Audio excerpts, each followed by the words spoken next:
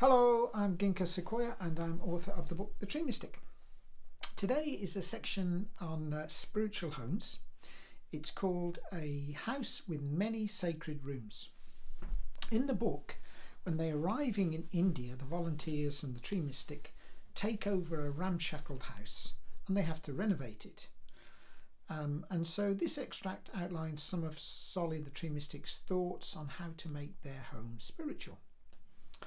It starts with a little bit of prose as follows. This is not a garden, it is where I plant my prayers.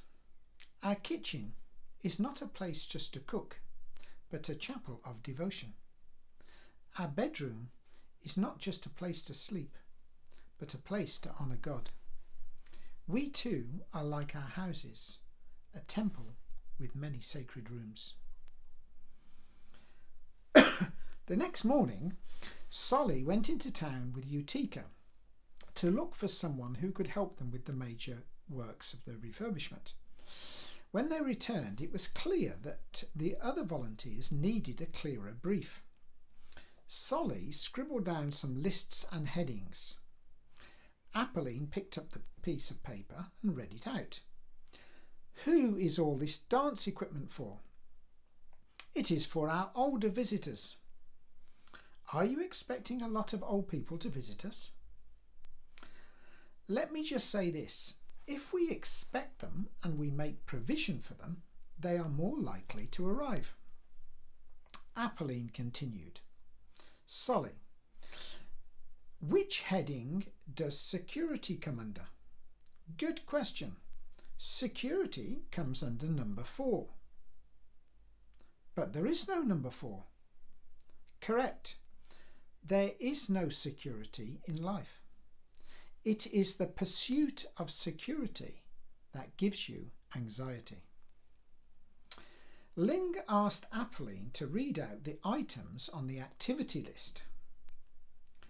Spiritual activities: poetry, music, chanting, singing, art, meditation, yoga, screaming, prayer, dancing, gardening, baking, love therapy, knitting, sewing, history and genealogy. These are the activities that will make our home fragrant and saintly. They will lay the foundations for a spiritual home. Do you mean a place for God? God is everywhere, and therefore God must already be in our homes. If we make a loving and spiritual home for God, we make a loving and spiritual home for ourselves.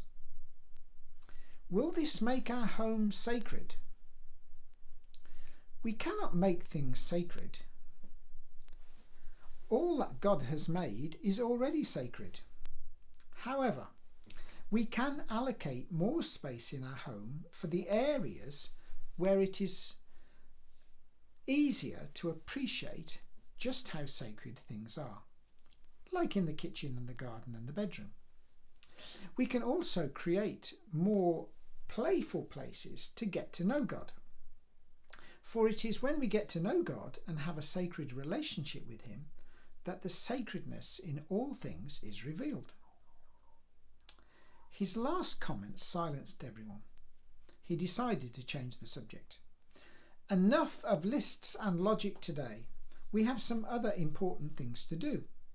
We are going to make some prayer flags. Then we will hang them from the surrounding trees and rooftops so that our good thoughts will bless our new neighbours. And the final little line says, we are at our best when we create space around us. Our home is no different. That's the end of that little extract, but there's more on Solly laying those foundation stones and the thinking that's required to create a spiritual home in which the spiritual activities will take place, which will set us on the path of a spiritual life. You can find out more by buying the book. It's available at Amazon, or you can buy it on the treemystic.com website. Thank you for listening and watching. Goodbye.